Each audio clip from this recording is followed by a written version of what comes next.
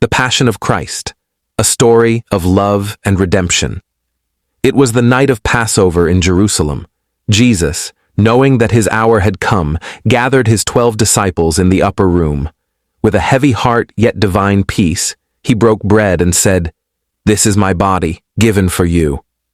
Then he lifted the cup and declared, "This is my blood of the new covenant, which is shed for many for the forgiveness of sins."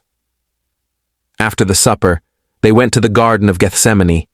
There, in deep anguish, Jesus fell to his knees and prayed, "Father, if it is possible, let this cup pass from me. Yet not my will, but yours be done." His sweat became like drops of blood, revealing the weight of humanity's sin pressing upon him. Soon, the stillness of the garden was broken by the sound of soldiers. Judas Iscariot, one of his disciples, betrayed him with a kiss. Jesus was arrested, bound, and taken away to be tried by the religious leaders. Through the night, he endured false accusations, mockery, and beatings. Peter, his devoted follower, denied knowing him 3 times, just as Jesus had foretold. The next morning, he was brought before Pontius Pilate, the Roman governor. Though Pilate found no fault in him, the crowd cried out, "Crucify him! Crucify him!" Pilate, wanting to please the people, released Barabbas, a criminal, and sentenced Jesus to death. Soldiers mocked him, clothed him in a purple robe, and placed a crown of thorns upon his head. They spat on him and struck him, saying, "Hail, King of the Jews!"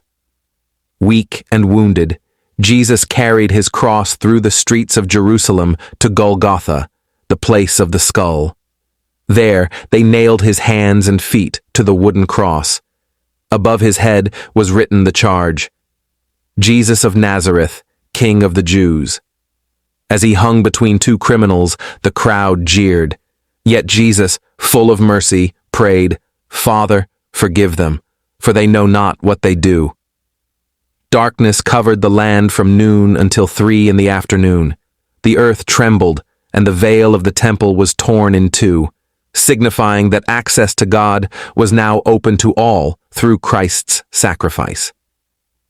In his final moments, Jesus cried out, "It is finished." Then he bowed his head and gave up his spirit.